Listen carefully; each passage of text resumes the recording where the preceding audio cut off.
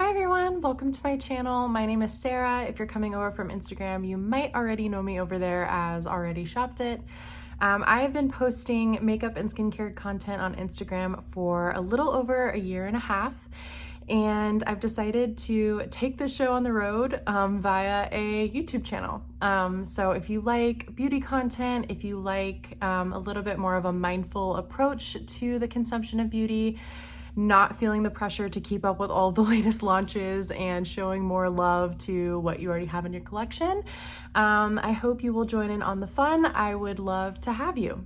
Today's video is going to be my rolling Project 10 pan for 2023. I know I'm a little bit late to the game with getting this posted, and the reason for that is that one of my New Year's resolutions was to start a YouTube channel, but I wanted to have it be perfect. I wanted the perfect professional setup with the best lighting and camera and everything. And because of that, I've been putting off making this video. And finally I was like, you know what? Who cares? Let's just make the introduction video and get it posted and then worry about the other things later. So I hope you can forgive the lighting situation. You might be able to hear my washer and dryer in the background. Apologies. But this is me coming to you from my living room, telling you about 10 products that I really want to get more use out of or completely finish over the course of this year. It is rolling style, so I'll be doing monthly updates for you on my progress, and if I happen to finish any of these products, I will then be rolling in another product to keep 10 products going all year long. I actually was not planning on doing a Project 10 pan this year. I even said over on Instagram that I wouldn't be doing one. The reason for that is because I tried project panning for the first time last year, and I liked it a lot. I liked certain aspects of it, but the one thing that sort of happened was I was so hyper focused on using those 10 products, that I found that I was neglecting some of the other products or all of the other products in my makeup collection. So I've made some changes to my Project 10 pan. You will find that most of the products that I have to show you are base products. That's because I figured out last year that the kinds of products that I don't mind using over and over and over again are base products. The things that I really crave a variety in and want to kind of rotate in my collection are the color cosmetics. So things like eyeshadow palettes, blushes, lip products, that sort of thing. So the majority of these are going to be a kind of base routine. I have some other projects in the works that are gonna help me rotate through my eyeshadow palettes and my blushes and everything else that I will hopefully have a video up explaining to you in the next couple of weeks. But for today, I'm just gonna start showing you these products. So the first product is a primer. This is the Becca Backlight Priming Filter. You can see how used this product actually is. This is a nice one for showing progress because of the glass bottle. It's not totally settled, but I would say I'm about halfway through this entire bottle. And I would like to get this used up completely, so completely empty. The reason for that is because this has been in my collection for a while. Some of you may know Becca Cosmetics is no longer in business. You can still get some of their products through Smashbox, but not all of them. And I actually purchased this from TJ Maxx, which probably means that it had been sitting on a shelf for a while before it even made its way into my collection. So I would say the product is a little bit on the older side, and I want to focus on all of my Becca Cosmetics products that I have in my collection and make sure that I'm using them before they go bad. So hopefully I will be able to make my way through this entire bottle. It is a beautiful product. I'm wearing it and all of the products I'm going to mention on my face today, and it makes for a really nice glowy hydrated base for makeup, for foundation. It was super popular in its day, and for good reason. It was almost like a cult favorite product because of just the glow that it gives to the skin. It was sort of like the Charlotte Tilbury Hollywood Flawless Filter before that product even existed. I feel like this was kind of like the the first kind of version that we saw of that on the market. So a product that I really love and enjoy and will look forward to using, especially with a more matte or demi-matte kind of foundation, which happens to be my product number 2. So this is a mini bottle of the Giorgio Armani Luminous Silk. For reference, I wear the shade 4.5, and it's actually a perfect shade match for me. This is the best shade match that I have in my entire collection, and this is kind of the baseline for how I find my shade matches in other foundations. Another kind of cult classic favorite product that everybody loves. I remember reading about this foundation in magazines, like the Allure, like Beauty Awards, back when magazines were a thing, so it's been around for a while. I also really enjoy this foundation. I do have dry skin, so on me, I do tend to pair it with a glowier or more hydrating primer, just so that it doesn't look too matte and dry on my face, but I'm wearing it today and I don't think it looks too dry or too matte at all. As far as showing you progress, so you can see another kind of, it is a glass bottle, but I feel like it's a little bit misleading as to how much is actually in here. I know I'm at least halfway through because when I open the top and actually look down into what's left of the product, there's less than half left. So if we can, maybe we'll be able to mark progress through that windowing. Otherwise, we're just gonna have to see. I've definitely noticed I'm having to pump more than I was to get the same amount of product out. So I'm thinking that means that maybe this product is kind of a gimme empty. It might be empty soon, which would actually be great motivation for me to continue with the product. So I'm not mad about that, even though it might be a little cheat. Product number 3 is the Glossier Stretch Concealer. I wear the shade G11. So you can see I've got a pretty good dip going here, but there is so much product in here. I mean, it just goes on forever and ever and ever. When I first got this, I wasn't that big of a fan because it is so emollient and hydrating. I found that it creased on me quite quickly, but I guess since I've had it open, or maybe my preferences and concealers have just changed a little bit, but I do find that it works really well for me now under the eyes. It doesn't crease too badly. I mean, I do set with powder, but it also doesn't make my under eyes look dry, which with dry skin is pretty much always something that I'm concerned about.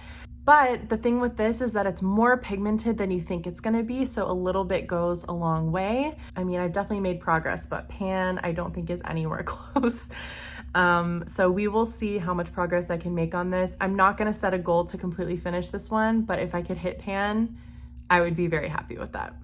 Product number 4 is another one from Becca. This is actually one of their mini liquid highlighters. So you can see, even though I have some mini products that are in this project, that doesn't mean that they are any easier to finish. I feel like some of the minis in my collection have lasted the longest. This is the Shimmering Skin Perfector in the shade Opal. Again, it has that kind of windowing, but the product seems to be sticking to the sides, so it may or may not be a super accurate way of gauging progress. I would like to finish this up because I know I've had it for too long and I love it. I'm wearing it on my cheeks today. I don't know how much of the glow you can see with this lighting and camera situation, but I absolutely love the way this looks on my skin. It just looks so luminous and pretty and glowy, and like my skin is really well hydrated. So it's definitely a joy to use in my everyday base routine. But at the same time, I know it's old, I know it's gotta go. So hopefully we can finish this one up in the next couple of months. Then I have my Huda Beauty Tantour. I wear the shade Fair, and this is a contour and bronzer cream. So you can use it as a contour or you can use it as a bronzer. I typically do a bit of both and just sort of skip a step with this.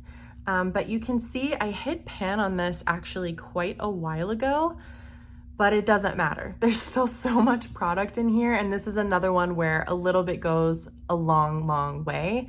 I would like to finish this up completely just because it is a cream and I've had it open and I've been using it in my collection for at least a year, if not longer. So I would like to see this completely done I typically use this with a brush if I want a more precise application, or with a damp beauty blender to just kind of give a wash of bronze all over my face, which is what I did today. Because such a little bit goes such a long way, it's taking me forever to make my way through this.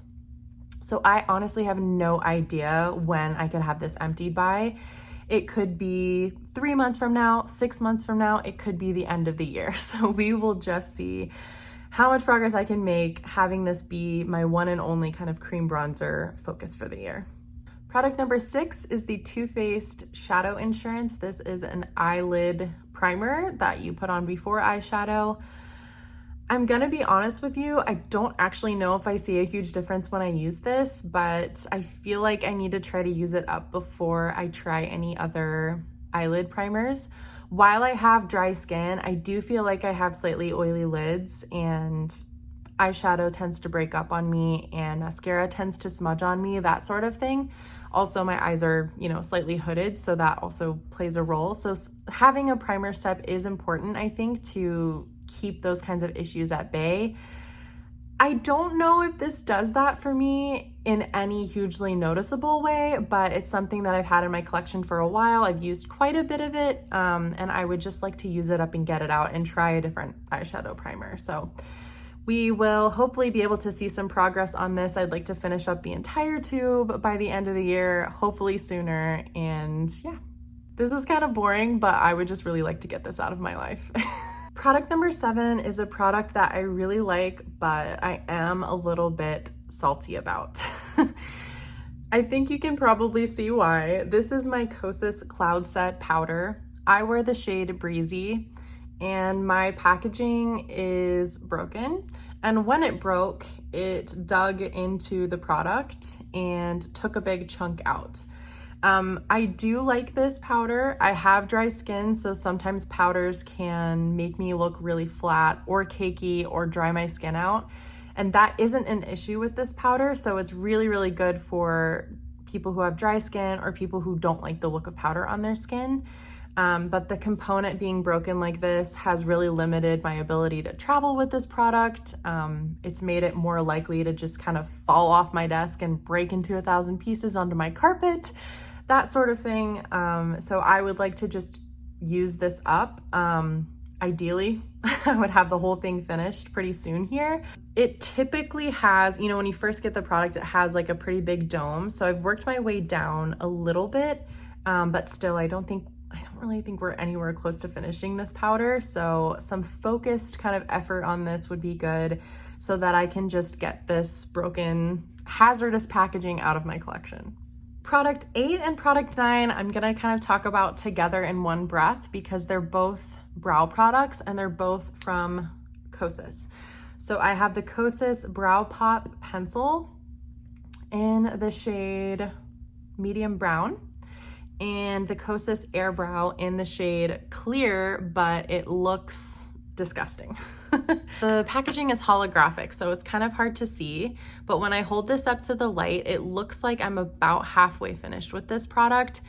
I just kind of hate the way this looks now. I mean, I know that's sort of like a superficial reason to want to get rid of something, but I hate the way it looks because I'm using it over a brow pencil, so any clear brow gel is gonna turn this kind of like murky brown color. But it's also not my favorite brow gel in the world. My preference for a brow gel is definitely more on the harder hold, some may say crunchy side of the spectrum, something like the Benefit 24-Hour Brow Setter, just because I have these long, unruly brow hairs, and I would prefer if they would just sit where I put them for the entire day. This is definitely more of like a softer hold, which definitely would appeal to people who don't like a crunchy brow.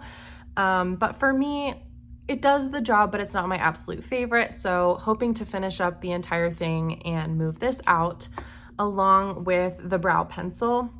Is it a bad brow pencil? Absolutely not.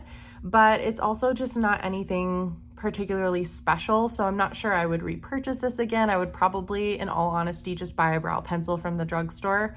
The one thing I will say about this in Kosas's favor is that it comes with a ton of product. This is how much I have left, and I've had this, over 6 months, probably 7 or 8 months. And I've been using it pretty much that entire time. So I know some brow pencils people go through in 5 to 6 weeks. So the fact that this has lasted me that long is good value for money, but also because I'm just not absolutely in love with it, I have no qualms with finishing it up and getting it out of my collection. So 9 products that are all part of basically a base routine. There is one product that is a color cosmetic that I want to add into this project just because it's getting very, very old in my collection, and that is my MAC lip liner in the shade Whirl. This is my favorite lip liner. I love it. I'm wearing it now, and I think it is just the perfect shade, but I have had this since, let's just put it this way, I had it several years before the pandemic even started. I still think that's pretty old to have in my collection, definitely one of the oldest products, if not the oldest that I have. So I would like to finish this entire thing off. I've made some pretty good progress on it. I feel like a typical lip pencil is about that long, and this one's, you know, quite a bit shorter than that. And I do use this pretty much every time I'm wearing like a full makeup look. So hopefully we can see some good progress on this one as well, from month to month. I don't even have the correct packaging for this. I had to borrow a cap from a lip pencil that I had a long time ago that I've since used up and thrown away. That's how old it is. So time for this one to go. Okay, so that is everything. Those are the 10 products that I'm going to be focusing on and hopefully reaching my goals on over the next couple of weeks and months. If you are doing a panning project, I would be really interested to know what it is and what you're working on, so please leave that in a comment down below. Thank you so much for watching my first ever YouTube video and for bearing with me as I figure out how all of this YouTube stuff works. I look forward to seeing you next time. Bye.